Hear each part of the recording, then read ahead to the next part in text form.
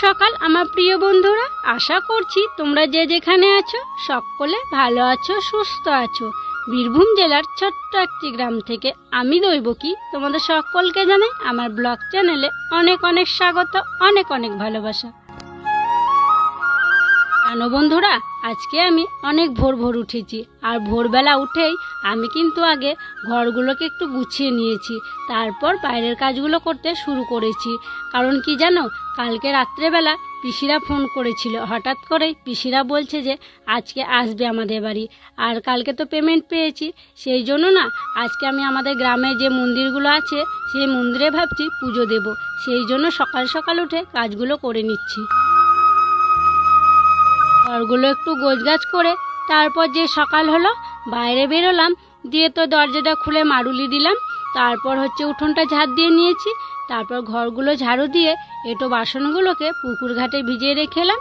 আর এই যে ধামাটায় করে জল নিয়ে এলাম, দিয়ে দেখো আমি এখন ঘরগুলোকে মুছে নিচ্ছি। আর হ্যাঁ বন্ধুরা, ভিডিওটি স্কিপ না করে সম্পূর্ণ দেখার অনুরোধ রইল তোমাদের কাছে। আশা করছি আজকের ভিডিওটি তোমাদের খুব ভালো লাগবে। আর কি বলো তো বন্ধুরা, আজকে তো আমাদের বাড়িতে এমনিতেই অনেক আত্মীয় আসছে, তো ভাবলাম যে আজকে কাকাদের বাড়ির সবাইকে আমাদের বাড়িতে খেতে বলবো। ওরা তো মাত্র 4 জন।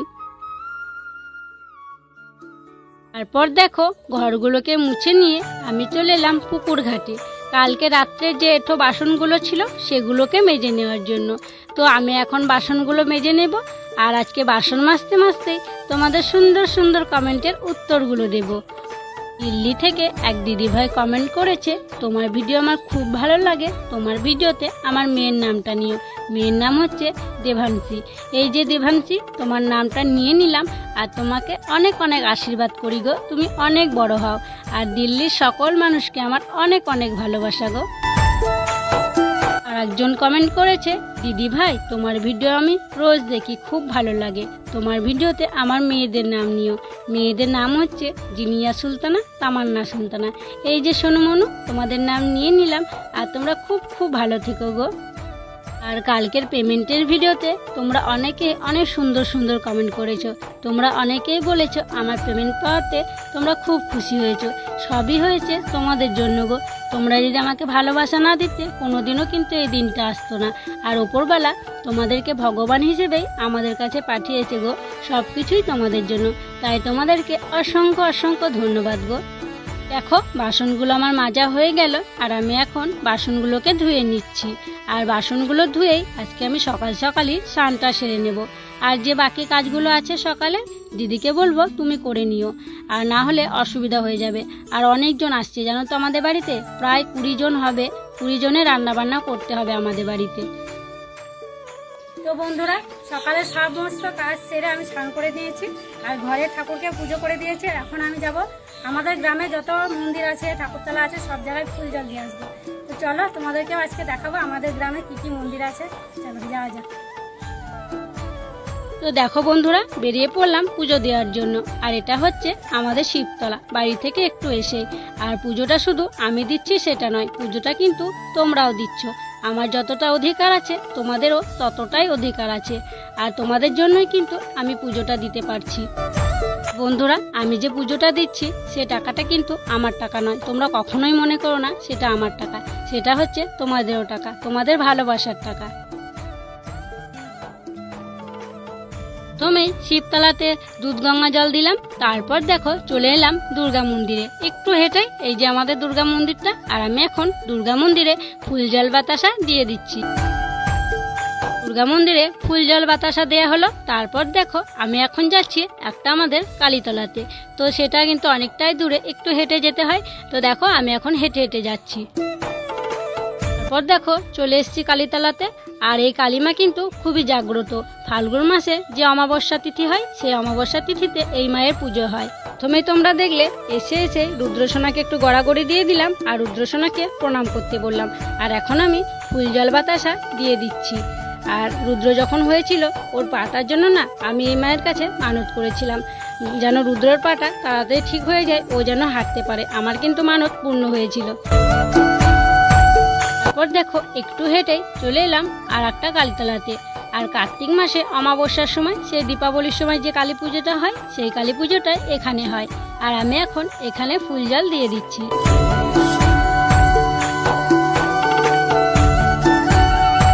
আমি এখন মাঠে মাঠে হেঁটে যাচ্ছি আর একটা মন্দিরের উদ্দেশ্যে। আর আমি এখন যাচ্ছি সোনা বিবি তালা। আর এটা কিন্তু মুসলিমদের একটা পবিত্র স্থান। আর এখানে মুসলিম হিন্দু উভয় ধর্মের মানুষই পুজো দিতে আসে। আর এই মা সোনা বিবি কিন্তু খুবই জাগ্রত, সবার মনস্কামনা পূর্ণ করে। আমরা হিন্দু মুসলিম সমস্ত সম্প্রদায়ের মানুষ কিন্তু এই মা সোনা বিবিকে খুবই মানি। কোনো ভালো কাজ হলে মায়ের কাছে পুজো দিয়ে যাই, আবার কোনো বিপদে পড়লেও মাকে খুব ডাকি। তো দেখো সোনা বিবির ওখানটাই আমি ফুল জল দিলাম, তারপরে এই দু জায়গাতেও আর কি দিতে হয়, তাই এই দুই জায়গাতেও দিয়ে দিচ্ছি। আর মন্দিরের ভিতরে কি আছে বলো তো বন্ধুরা? মন্দিরের ভিতরে আছে একটা কবরস্থান। ওই কবরস্থানে সবাই কিন্তু পুজো দেয়। তো দেখো আমার পুজো দেওয়া হয়ে গেল আর আমি এখন মাঠে মাঠে হেঁটে বাড়ি যাচ্ছি। আর তোমরা অনেকেই বলেছিলে আমাদের গ্রামের মন্দিরগুলো দেখাতে, আর আজকে তোমাদেরকে সব মন্দিরগুলোও দেখানো হয়ে গেল। তারপর দেখো আমি চলে এলাম আমাদের বাড়ির পাশে যে সরস্বতী তলাটা আছে সেই সরস্বতী তলাতে। আর আমি এখন সরস্বতী তলায় ফুল জল দিয়ে দিচ্ছি। আর আজকে তোমাদের আমাদের গ্রামের সব মন্দিরগুলো দেখিয়ে দিলাম। এসে দেখছি দিদি সব কিছু রেডি করে ফেলেছে, মানে সবজি টবজি সব কিছু কেটে রেখেছে। আর আমি মুড়িটা খেয়ে রান্না বসিয়ে দেব। দেখো বন্ধুরা, মুড়ি খেয়েই আমি কিন্তু উনুন ধরিয়ে দিয়েছি। আর দেখো আজকে কত বড় হাঁড়িতে ভাত বসিয়েছি, কারণ তোমাদেরকে তো আগেই বললাম আজকে 20 জন আজকে আমাদের বাড়িতে খাওয়া দাওয়া করবে, তো সেই জন্য এত বড় হাঁড়ি লেগেছে। আর কিন্তু অনেকগুলো চালও লেগেছে। তো চালগুলো আমি আগে ভালো করে টাইম করে ধুয়ে নিয়ে এসেছি, তারপরে এখন চালগুলোকে দিয়ে দিচ্ছি। ওদিকে রান্না করছিলাম আর রুদ্র বাবা গেছিল মাংস আনতে, কারণ বুঝতেই পারছো আজকে বাড়িতে একটা আমাদের নতুন জামাই আসবে, কোনোদিনও সে আসেনি। তো সেই জন্য একটু মাংস টাংস না রান্না করলে হবে বলো? তো দেখো এদিকে কাকা আর কাকিমা মাংসগুলো কেটে নিচ্ছে। তোমরা তো দেখলে ওই দিকটার উনুনটাই ভাত হচ্ছে, আর অনেক বড় হাঁড়িতে ভাত, সেই জন্য অনেকটাই দেরি হবে। তাই ভাবলাম এই দিকটার উনুনটা ধরিয়ে দিই। আর এই দিকটার উনুনে দেখো আমি মাছগুলো ভেজে নিচ্ছি। আর আজকে একটু মাছের টক করব। তো যাই হোক দেখো ভাতটা হয়ে গেছে আর ভাতটা নামিয়ে নিয়েছি। আর কাকাদের কিন্তু এখনো মাংসটা কাটা হয়নি, সেই জন্য ভাবলাম টকটাকে আগে করে নিই, তাই টকটা আমি করে নিচ্ছি। ভাতের মাঠটা তো ঝরানো হয়ে গেছে। দিদিকে বললাম অত বড় হাঁড়ি আমি একা নিয়ে যেতে পারবো না, তুমি একটু ধরো, চলো দুজনে হাঁড়িটা ঘরে নিয়ে যাই। তাই দেখো ঘরে নিয়ে যাচ্ছি। আমি ওদিকে রান্না করছিলাম আর দেখো আত্মীয়রা সব চলে এসছে। আর এখানে আত্মীয় বলতে 2 পিসি এসছে, পিসির ছেলে মেয়ে জামাই নাতি, মানে অনেকজন এসছে, একদম হইচই ব্যাপার। সত্যি খুব ভালো লাগছে জানো তো, অনেকজন বাড়িতে এসছে বলে। আর দেখো একটা ছোট বাচ্চাকে দেখছো কি সুন্দর, ওরা কিন্তু যমজ 2 ভাই। আর একজনও আছে, তো আর একজন বাইরের দিকে বেড়াতে গেছে। তো একজনকে এখন দেখালাম, একটু পরে তোমাদেরকে দুজনকেই দেখাবো। কি সুন্দর গোলুমোলু, তাই না? সব রান্নাই হয়ে গেছে, এখন শুধু মাংসটা রান্না করতেই বাকি আছে। তাই দিদিকে বললাম তুমি আজকে মাংসটা রান্না করো। তো দেখো দিদি আজকে মাংসটা রান্না করছে। আর মাংস রান্না করতে করতে আমরা তিনজন বলতে দিদি, রুদ্রর বাবা আর আমি এটাই গল্প করছিলাম যে ভাগ্যিস পেমেন্টটা আমরা পেয়েছিলাম। আর পেমেন্টটা না পেলে না খুবই মুশকিল হয়ে যেত জানো, এতগুলো মানুষ বাড়িতে এসছে, মানে হাতে একটাও টাকা ছিল না। আর আজকে আমাদের বাড়িতে একটা নতুন জামাই এসছে, জামাই বলতে আমাদের পিসির আর কি মেয়ের বর। তো সেই উপলক্ষে আমাদের জামাই হচ্ছে, তো তাকে তো একটু ভালো মন্দ দিতে হবে বলো, নতুন জামাই বলে কথা। তো সত্যি তোমরা আমাকে সাহায্য করেছো বলে পেমেন্টটা পেয়েছি। আবারও তোমাদেরকে অসংখ্য অসংখ্য ধন্যবাদ জানাই গো। তো দেখো দিদির মশলাটা কষানো হয়ে গেছে, আর এখন মাংসগুলোকে দিয়ে মাংসটাকে ভালো করে কষিয়ে নিচ্ছে। আর আজকে দেখো কত বড় কড়াই লাগাতে হয়েছে, কারণ আমাদের বাড়িতে অত বড় কড়াই নেই জানো। আমাদের পাড়া থেকে একটা বাড়ি থেকে এই কড়াইটা নিয়ে আসা হলো, সেই কড়াইয়েই আজকে রান্না হচ্ছে। দেখো মাংসতে কয়েকটা আলু দেয়া হলো, আলুটা আগে ভেজে রাখা হয়েছিল। আর আমাদের বাড়ির সবাই মাংসের ঝোলের আলু খেতে খুবই পছন্দ করে, তো সেই জন্য আমরা যখনই মাংস রান্না করি মাংসের ঝোলে আলু দিয়েই রান্না করি। তো দেখো মাংসের ঝোলটা হয়ে গেছে, আর দিদি আর আমি ধরে কড়াইটাকে ঘরে নিয়ে চলে এলাম।